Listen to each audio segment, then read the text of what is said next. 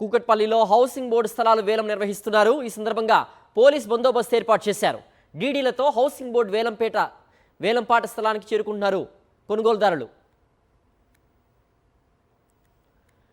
మరింత సమాచారం మా ప్రతినిధి సాయి కిరణ్ అందిస్తారు.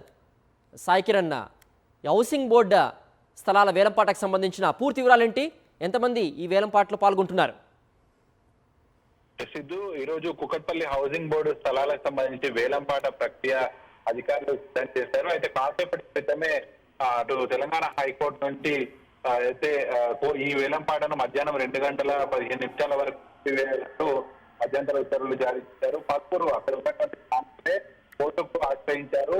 ఈ వేలంపాటలో స్థలాలు పార్క్ ప్రజలకు ఉపయోగకరమైనవి కూడా వేలం వేస్తే ప్రజలు ఇక్కడ పార్క్ లో ఇబ్బంది పడతారని అభ్యంతరాలు తెలపడంతో కోర్టు పైన ఇంకా ఆర్డర్ ఇవ్వకుండా ప్రస్తుతానికి ఆ వేలం మధ్యాహ్నం వరకు వేయాలంటూ మధ్యంతర ఉత్తర్వులు.